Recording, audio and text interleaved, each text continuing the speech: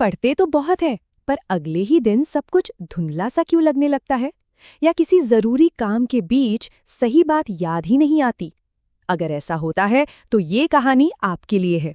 लेकिन क्या ये पता है कि शरीर में पानी की बस जरा सी कमी हमारे सोचने की रफ्तार को 12 से 18% तक धीमा कर सकती है? जी हाँ, बस पानी की कमी, एक इतनी छोटी सी बात जिसका असर इतना बड़ा है। तो चलिए आज बात करते हैं उन सुपर फूड्स की जो हमारे दिमाग को वो ताकत दे सकते हैं जिसकी उसे जरूरत है। आज हम समझेंगे brain super foods, fuel your mind. सोचिए, अगर इस थकान और भूलने की आदत को एक जबरदस्त दिमागी ताकत में बदल दिया जाए तो?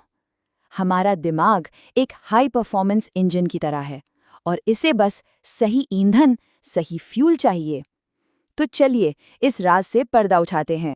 दिन भर की मेहनत के बाद दिमाग का थक जाना ये कोई गलती नहीं है, ये तो बस एक सिग्नल है, एक इशारा कि हमारे ब्रेन को सही पोषण नहीं मिल रहा। तो आखिर इस समस्या की असली जड़ है क्या? हर चीज की शुरुआत होती है पानी से। हमारे दिमाग का लगभग 75% हिस्सा पानी ही तो है, और इसकी बस थोड़ी सी कमी भी हमारी याददाश्त और फोकस पर बहुत गहरा असर डालती है। जरा देखिए, जिन लोगों के शरीर में पानी की मात्रा सही थी और जिनमें कमी थी, उनकी परफॉर्मेंस में कितना बड़ा अंतर है। जिनकी बॉडी डिहाइड्रेटेड थी, उनकी याददाश्त काफ़ी कमज़ोर थी, उनका रिएक्शन टाइम धीमा था और वो बहुत ज़्यादा थका हुआ महसूस कर रहे थे। तो सवाल है, कितना पानी?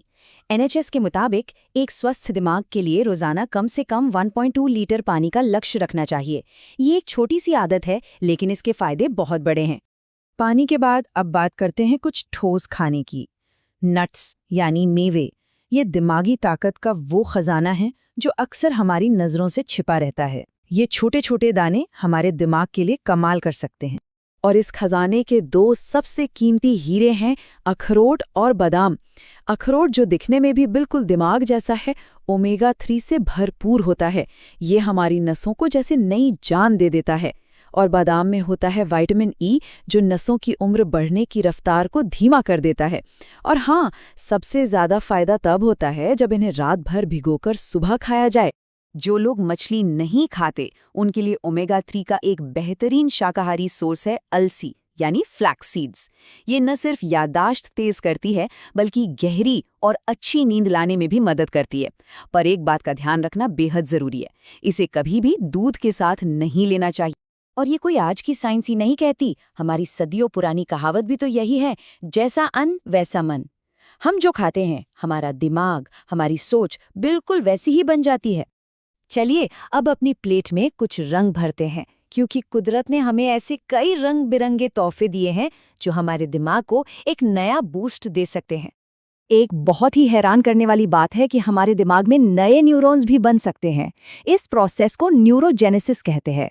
माना जाता था कि एक उम्र के बाद ये रुक जाता है, लेकिन हल्दी जैसी कुछ प्राकृतिक चीजें इसे फिर से शुरू करने में मदद कर सकती हैं।